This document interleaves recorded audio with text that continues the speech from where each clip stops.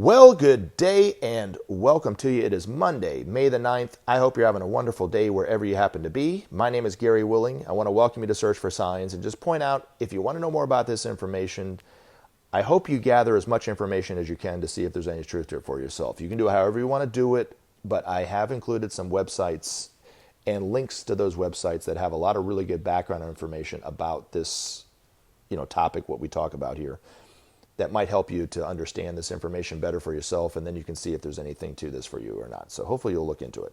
Now, I do have a couple questions to cover from Candy McKee, and as always, if you want to ask a question yourself, I do think that it helps us all to know more about this information when you ask questions, so I look forward to them, and I want to thank Candy for taking the time to do it, and also apologize to you personally that it's taken me a few videos to get around to answering your questions. So anyway, I do appreciate your patience if you're listening, Candy. So the first question, if Jesus has returned, then are all doomed, is the first question. And then secondly, what happened to all the signs? So let's take a look at this and see what we can talk about. All right. In the shortest answer that I can give for the first question, if Jesus has returned, then are all doomed, is no.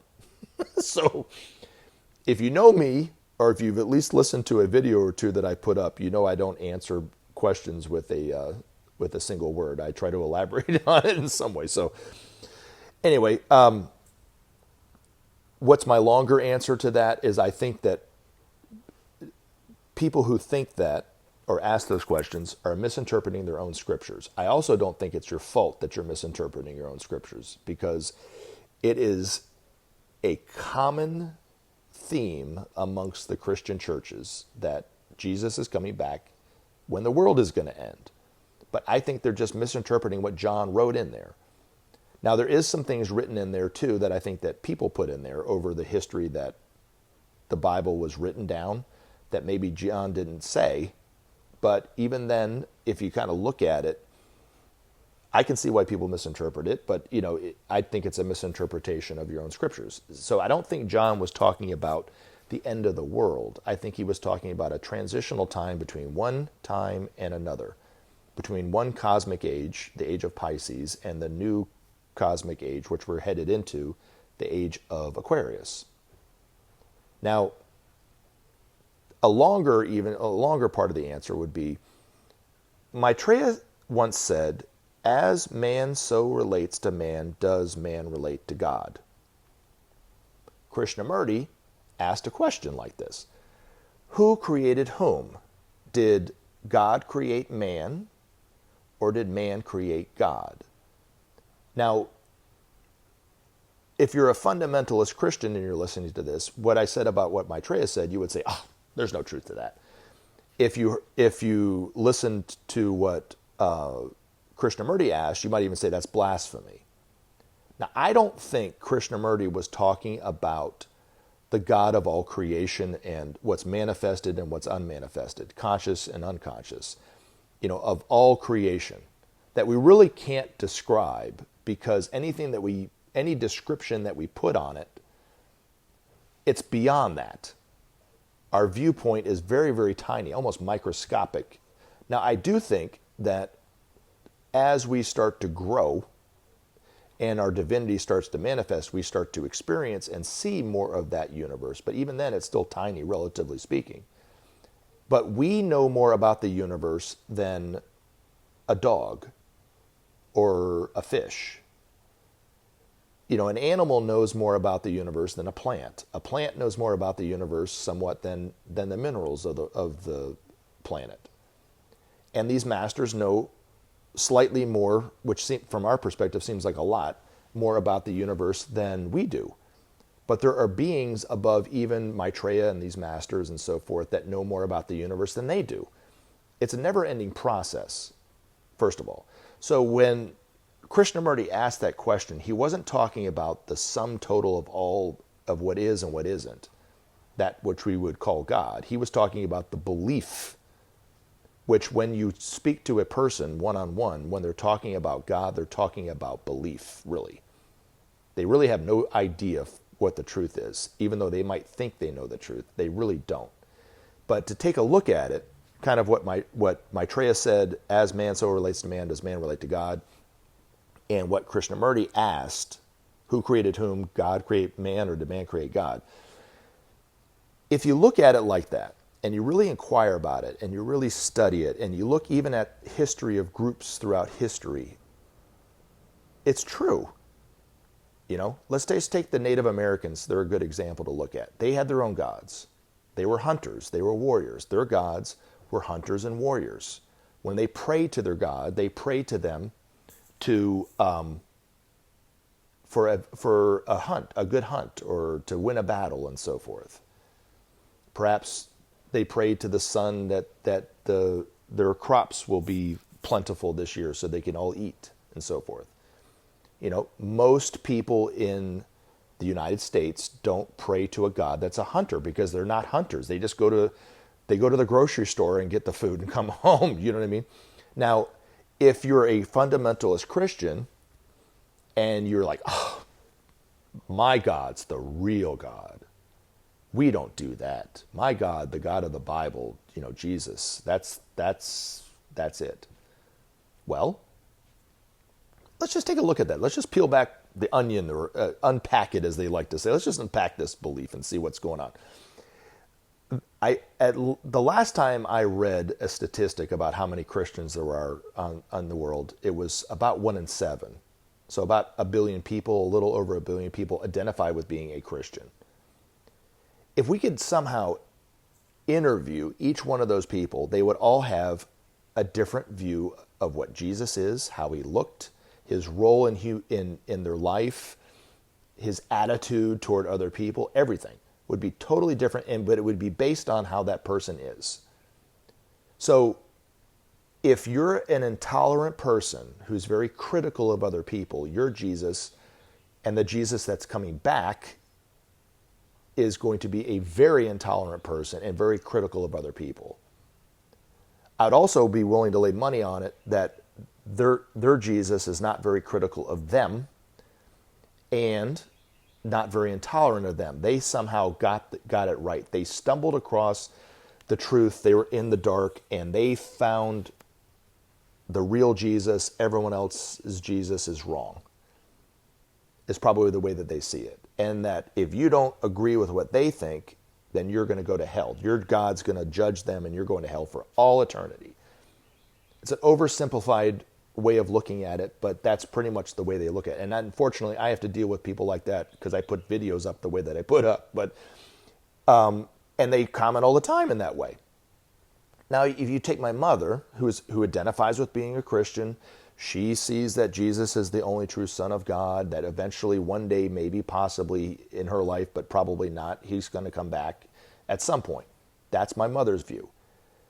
But she was a school teacher for over 30 years. She's a Methodist by trade, and she's very tolerant of people, very patient toward her school kids and so forth. You can't be a school teacher for 30 years and not have some kind of patience. You would have never made it that long, right? So you might have made it a week and a half or a month or 3 years, but 30 years, no way, right? Those people are the most patient people out there. Her Jesus is very tolerant and very patient of other people. She doesn't agree with everything that I say about this, but she's never once said that I'm just going to go to hell based off of what I believe. Or if somebody else doesn't believe what she believes, they're going to go to hell. So her Jesus is very tolerant. She believes that Jesus came here to teach us how to live, how to be a family, how to love one another, blah, blah, blah, blah, blah. Which I think is very accurate in the view of Jesus, based historically off of the way that I read the first few books of the Bible, but I'm sure in part by my mother's view of Jesus too. Because if she was an intolerant and very critical person, it probably would have rubbed off on me. And I might have thought that Jesus was a little bit more of an intolerant and critical person. You see? So if you look at even, let's say, neo-Nazis who are Christian, there are some, I would be willing to bet you that they don't have a black Jesus crucifix on their wall. Their Jesus is alabaster skin with blonde hair and blue eyes. Did Jesus really look like that? Or did he look more like of Mediterranean origin? I have African American friends who believe Jesus was black. Okay, I can't argue with that either way, but that's just the way that they relate to people, relate to themselves. That's their God. Living in the United States, as profit-driven as most people are and as business-minded as a lot of people are, Jesus supports that. is no problem making millions of dollars and exploiting other people. Jesus, that's the way Jesus was. Jesus supports the America First policy. There's a lot of Republicans out there that are Christian right-wing politicians that Jesus, and they talk to their constituents that Jesus supports the America First policy, that he's against immigration. Was he really? You know what I'm saying? Jesus' family immigrated to Egypt for a time. I mean, did they do it illegally or legal? I don't know. But they did it because, it was better for his family at the time to get out of Israel, right? So it's better for some of these people to leave Mexico, to leave the Central and South America, because there's more of economic opportunity here, But yet, America's, the best country out there according to them, and Jesus supports that. Jesus was a capitalist. Jesus supports the fact that you have to pay a deductible when you go to see the doctor. Everything. And you think I'm exaggerating, but I'm not. Right? So it's like, but that's how they view it. Now, you could also take it a step further. As man so relates to man, just as Maitreya says, man interprets the Bible. So if you are someone who is seeing life with a lot of fear, a lot of, you're intolerant of other people, that Jesus that's coming back will do the exact same thing. Even though when you look at it, historically, with as much distortion as there is in the Bible, even about Jesus' life, the teachings of Jesus, which are still, the essence of them are still, I think, true to what he said in a lot of ways, is far different from the Jesus that they're expecting to come back.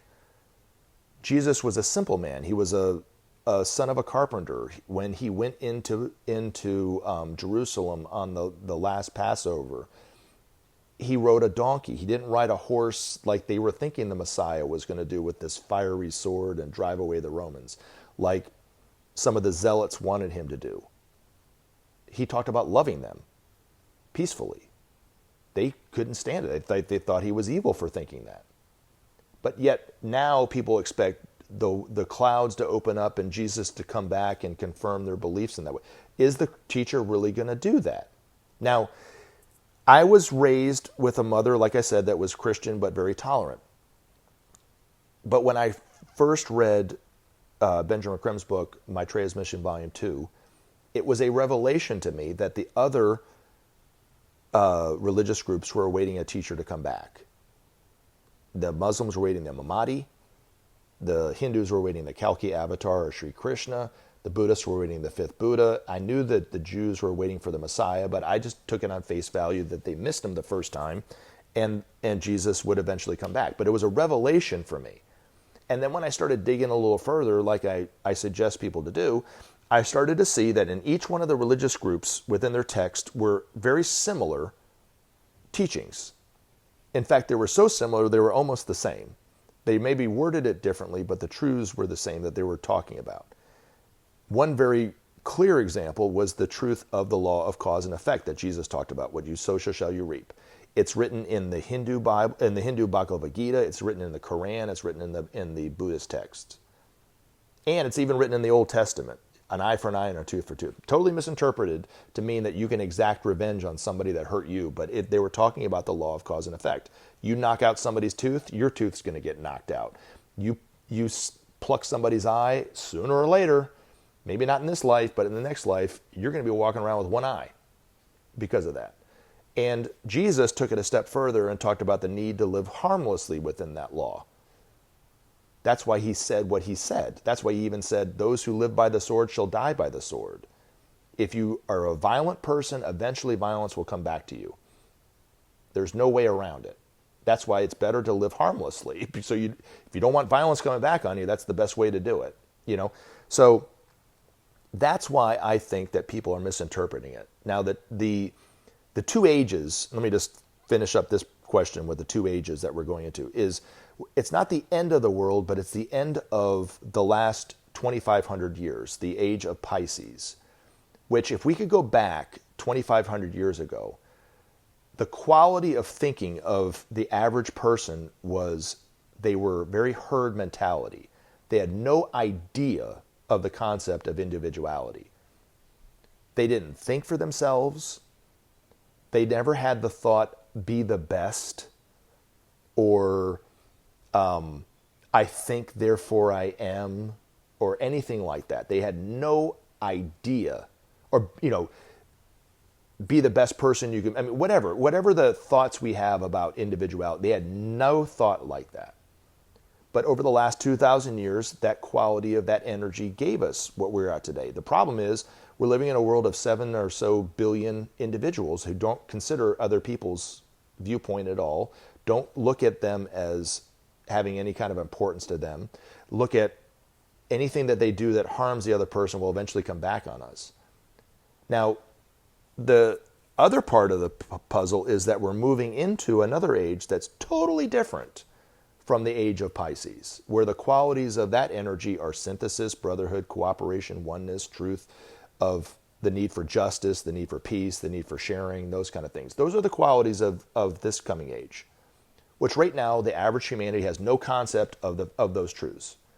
If they have any concept of it, they're just words. They have no idea how to even get there, how to bring about peace, how to bring about true justice, how to bring about true freedom, and those kind of things.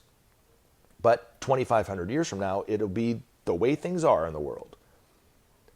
And as we start to move more into the new age of Aquarius, less and less people who are being born into, or coming into incarnation today, will be more of the reactionary past. There are going to be less and less of them. So eventually they will become more and more of a minority.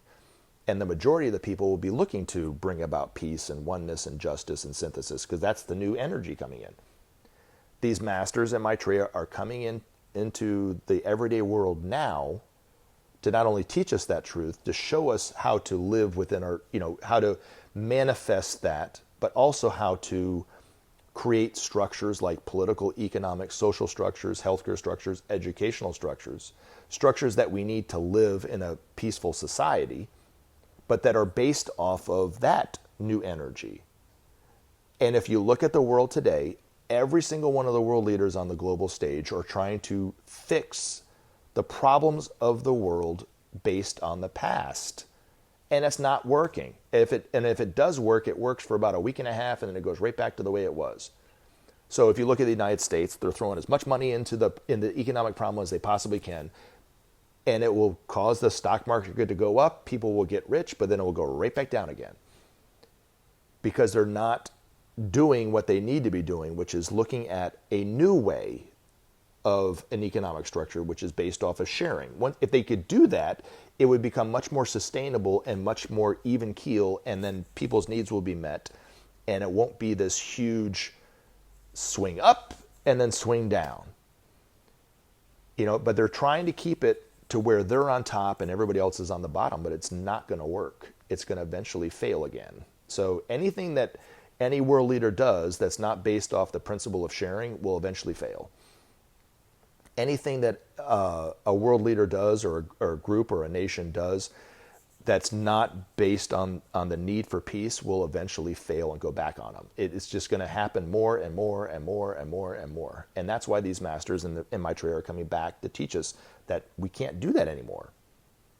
Now, the signs that you talked about, if you're talking about the miracle signs, I think there's reasons why we're maybe not seeing it quite as much. But even since Benjamin Creme passed away, I've had a couple Maitreya experiences where I've seen him. He helped me, he saved me from an accident, falling off a ladder. And those are some of the miracle signs, the angel sightings, being saved by accidents, by angels and so forth, which are these masters. If they're happening to me, they're happening to other people. But the last big miraculous thing that really took the world by stage and really enthralled the world for a while was the Norwegian spiral. And it happened for, people were engrossed in what it was for about a day or two, and then they went on to the next thing. But that was in 2009, December of 2009. But perhaps, I guess the theories that I came up with were perhaps the masters are having to deal with what's going on in the world today, and they haven't been able to really put as much attention into some of these other signs, is one possibility.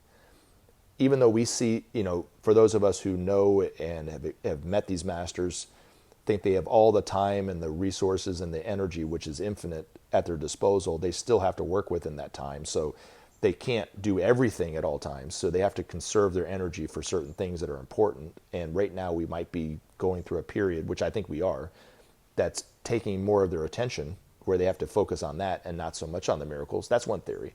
The other one is the media itself is very corrupt, profit-driven, very opinionated, and they're only concerned with higher ratings, which means higher ad sales, which means more money and profit for them and their shareholders. What keeps people engrossed and glued to the television set, glued to their tablets, glued to their phones is the bad news. That's the other option. And that maybe there are some things going on and they're not really paying attention to it or don't want to know more about it because they're concerned about what really drives the bottom line, which is profit. You know, the other thing I think, which is maybe to a lesser degree, is Benjamin Creme passed away. And people used to write him all the time about things that were going on in the world. Is this a miracle? Is this? And he could say, yes, it was, or yes, it was by this master or that, or blah, blah, blah, blah, blah. And even though he wasn't on the cover of Forbes or Newsweek or Time magazine in that way, but there were journalists who perhaps didn't believe what he had to say, but they took interest in what he had to say about what he said. And since he's passed, no one's had a connection with that master that's speaking to the public like that. So they don't have him as a resource in that way, and they perhaps are off to the next thing and blah, blah, blah, blah, blah. So that's the other option for it. But the other signs, things like people being more vocal about justice, about peace, about saving the environment and so forth, that has been increasing year by year by year. And the one thing that was really astounding was when Putin attacked Ukraine, millions upon millions of people within Russia, through caution to the wind, through their, without any concern about their own safety, marched against it. And you would not have seen that 10, 15, 20, 30, 40 years ago in Russia. You wouldn't have seen it. But the voice of the people, even in Russia, is starting to be heard. These are signs in their own way. And I think even more important signs than, let's say, the crosses of light, which bring hope to millions of people. That, to me, is bringing more hope, I think, to the world than anything else, is the voice of the people waking up. And that's a direct result of the age of Aquarius and the energies of Aquarius, but also the fact that the teacher is already back. So, thanks for the questions, Candy. Look forward to talking to you guys again in another video. You take care. Remember to take action and help SOP save our planet. Thanks for listening, and we look forward to talking to you again in future videos.